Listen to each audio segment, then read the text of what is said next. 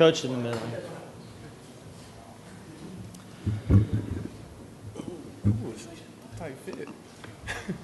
All right, this time we're joined by head coach Gary Pinkel, defensive end Markus Golden, who's the game MVP, and wide receiver Bud Sasser. Coach, if you could get us started with an opening statement.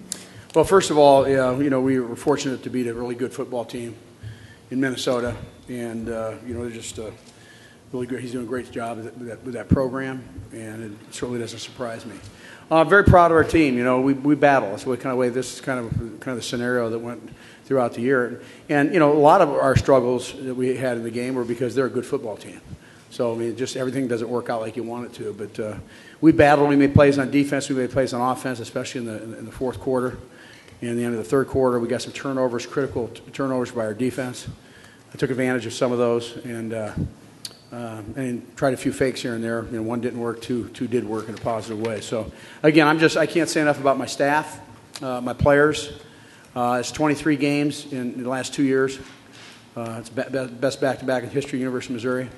And that was also coming off a 5 and 7 year when things were kind of dismal and things weren't very good. And how we handled that with the leadership of these guys, like these guys here, and the leadership of our team, and guys that played on the team a year ago. You're always judged when you have the most adversity, and certainly we did. And I think we responded very well as a football program. The leadership that these guys brought this year to our team, I think were great visual aids for our younger players, and will pay dividends as time goes on. So, and congratulations to both those guys. All right, we'll open it up for Q&A for coach or student athletes. Coach, from junior college to Citrus Bowl MVP, what's it been like to watch Markus Golden's entire career? Well, I always say this. When Markus came in, Markus always wanted to come to Mizzou. I mean, that was it. We had junior college. He was coming to Mizzou. And he was in. When we were on a real disciplined, structured program. And I remember right when he came in, he said, I'm in 100%. It wasn't like we had to convince him how to do things. He was committed to us. And he also trusted us. We told him we're going to move him from linebacker to defensive end. I remember he was in my office. And, I think he looked at me like I was crazy. But I'm just so proud of him, and he's got his degree in his hip pocket. And a combination of all those things are just a very special story and a great visual aid for a lot of people out there and what you can accomplish if you put your mind to it. Gary, on your left. Hey, congratulations.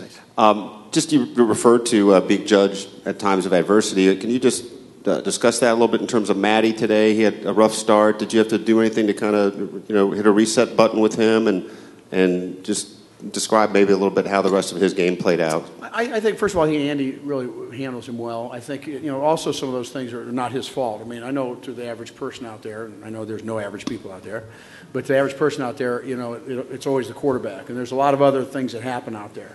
And Bud knows that, certainly himself.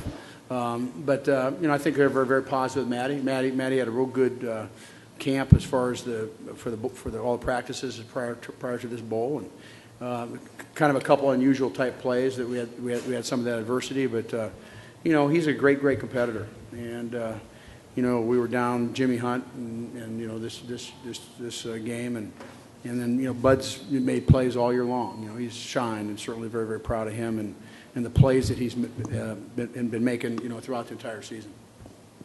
Gary, you mentioned some of these guys, but in a game like this, last game of the year and the last game for a lot of your players, does it make it more special when, guys like Markus Golden, Marcus Murphy, and Bud in their last games are the guys that really lead the charge and turning this game around for y'all? Yeah, well, that's what happens. We talk about you have to have perseverance, you have to have a drive, a competitive drive in the fourth quarter. It sounds real easy. It's not easy. It's the character of your team and your players and the leadership that you have. But you also, but you can want to win all you bad. You can try it as much as you can try. The bottom line is you got to make plays. And we had guys making plays. These guys right here, some of the other teammates made plays, made blocks, and got a chance to pull away in that game. So, I think that, the makeup of being a good team that can win in the fourth quarter is the guts of your team and playmakers like these two guys next to me. George. Coach over here. I know it's obviously a team thing, but how good was it to hear those SEC chants, especially given the fact that some of your other teams in the league have, for various reasons, have struggled in bowl games? Well, that was one of our goals. We set several goals why this game was so important to us, and there was about 8 or 9 items on that. And one was we're representing the SEC. We are representing the SEC. People are going to be logging up win losses, in the bowl season. And so our players are very proud members of the SEC, and that certainly was something that we had mentioned. Gary, you mentioned the fakes, the onside kick. Did the staff come into this game kind of with an aggressive mentality? We're going to take some chances today? Yeah, we talked about that. We've worked on them a lot. I mean, you got 10 practices you've been working on that. That kick that we made to the sideline, and Ian Simon got the ball and actually kept. And we practiced that 50 times because we do it almost every one of our kickoffs. And we saw on video that it had a strong possibility of working. And then halftime, we decided to pull the trigger. After our Thursday practice, which I think was on Tuesday, Ian Simon came right up to me after practice. He said, "Coach, you got to call it. You got to call it. I'll make the play." And he certainly did make the play. And anyway, I'm certainly proud of those guys. They're great calls if they work. You mentioned some of the struggles you had in the beginning of the game. It seemed like your offense really sparked after that fake punt. Did you do it at that time for that reason specifically because you needed? Yeah, we thought. First of all, we thought it could work, and that doesn't mean it's gonna. And I think that obviously the guy carrying the ball has something to do with it. He's Harold Brantley's a great athlete, and in fact I told him if that works, I told him this a couple weeks ago. I said, if that works, then you're going to be starting in our short yardage offense next year. And he said, looked at me and says, "Coach, that's going to happen." And it made a great play. It was a big momentum play. We didn't score on it, but we kicked the ball to the 2-yard line, so we flipped the field about from the 25 all the way to the 2. And so that was a real plus for us. Marcus, just this being your last game at Missouri, and to go out in a way like this, I mean, just what's your emotions like right now? What's your feeling after this game? Really, like I always say, it's a blessing just to be a part of the Mizzou team, just to be out here playing. But for me to get MVP, that's amazing. It's one of the best days of my life. And like I said, coming to Mizzou, one of the best thing that ever happened to me. So I'm enjoying it, and like I said, it's a blessing. Bud, I wanted to ask you, obviously Maddie starts off a little rough, but he had that 20-yard run, kind of gets popped on the sideline. It seems like sometimes those plays get him involved. So did you kind of get a feeling that he was about to hit you with that big play and Matty was about to kind of come into his own in this game? Yeah, I mean, even on some of those long shots he took, those were pretty good balls. We just got to make sure, we come down with him if he gives us a chance. And, he has an extreme amount of confidence in his receivers, and he'll put it up there for you to go make that play. And, even though, those first couple interceptions happened, he didn't get down about it. He came right off to the sideline. He was ready for the next series, ready to go make some more plays. And he was able to take off and start running. And he had a good run. And, he got hit pretty hard, got right up, and he was ready after that. He was ready to go. Marcus, just to follow up on that question, what does it mean to you when you hear the compliment that's paid by Coach Pinkel to you? It means a lot to me. Coach Pinkel, like a father to me, they helped me out a lot, becoming not just a better football player, but a better man since I've been here. So it means a lot coming from Coach Pinkel. And like I said, I do it for my teammates and my Mizzou family. And Bud, follow up on your left related to Maddie and you. Just describe the touch on those touchdown passes, if you would, and also on his touchdown run, he sort of got a pretty good shot in on the guy who'd intercepted the first ball. Did you hear anything he said on that play or have any impression of what he was doing in the end zone? When he scored? I mean, that's Maddie being Maddie right there. That's him taking chances. He's not about to dive in the end zone. He's going to lower his shoulder. It doesn't matter what size you are, how big you are. If he feels like you're trying to challenge him, he's going to accept that challenge. And he's going to take you head on, and he was able to do that, and he won that challenge. Oh, man, I mean, I just ran my route, and, I looked up, and that ball was perfectly placed. And I can't say thank you enough to Maddie and the offensive line of giving him time to throw that ball, and, I'm thankful for him. Those are great passes. I could add a little bit that, Bud's, being humble, which is awesome. And but I'll tell you that they've done that last one they hit when they put it in the corner. they've done that all year long, and he gets open, he makes it, and there's some great throws. But that one catch he made, the first touchdown catch, I have no idea how he made that catch. I got no idea. Yeah, it just was but you have to have players that make plays, and so we're certainly proud. Gary, to go 11-3 with this team, did you feel like they kind of maxed out their potential, and was that kind of year for you guys? Yeah, I don't really look at that. When I come into every game, even when I got here in 2001, I want to win every football game. And I've always taken that approach.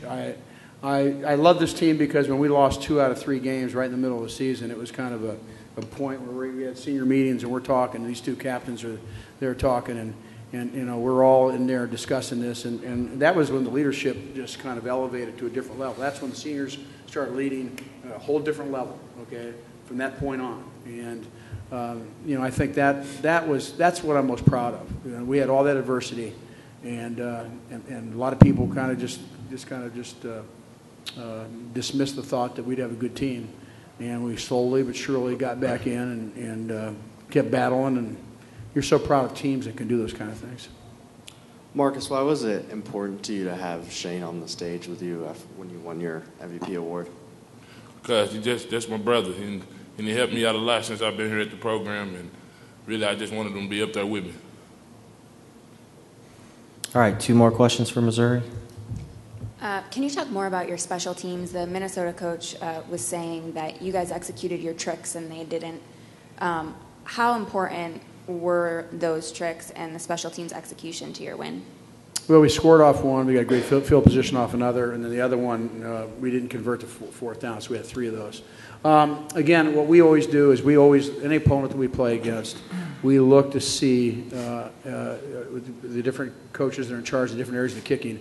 Can you get a fake punt? Can you get a fake reverse on a kickoff return? I mean, can you do a fake bunt kick? And we look at all those things, analyzing. The thing that's a little bit different for us is we got to work on these, day after day after day after day. So it wasn't like you had 2 days to prepare and then go do it. So I felt a little bit more comfortable because we worked on them so much. And Harold Brantley is such a good athlete. He weighs 300 pounds, and he runs like a tailback sometimes. That certainly gave me confidence too. But we're fortunate. I think those were momentum changers. I think when you have those things work, they're huge for momentum. I thought we did some great execution by our players, the kick and Ian keeping his feet in. I mean, I saw him doing practice a bunch of times the last 3 weeks. But it's really neat to see that. We had a kickoff return against us that they got great field position. There's a lot of things that aren't perfect about our kicking, but certainly, I guess the reason I called them and we talk about this on Thursday, the situations that we want to do them in, okay, was that I felt like we really executed them well in practice because we worked on them so much. Maybe I should do it more. But I do know this, that if it works, it's a good call. And if it doesn't, it's not a very good call. Are you done? But I wanted to ask you about that throw. It looked like it was supposed to come. You were expecting over your right shoulder on the inside maybe and kind of to do a 180 on that first touchdown catch. Can you just talk about what you were seeing on that play and the adjustment you made to get that catch? Well, he was playing press man. I expected him to go inside of me at the very beginning, but he jumped outside. I was able to slip inside and push up field. And I tried just to stack him, and Matty put it out there. And really, I just had to just make a play, man, honestly. And, that's what I love about Matty. He believes in me to make those type of plays. I believe in myself. He looks at me when we're on the sideline to make those type of plays, and, I hold myself to a high standard, and I need to make those. All right, thank you, gentlemen. Congratulations on a great finish to your season.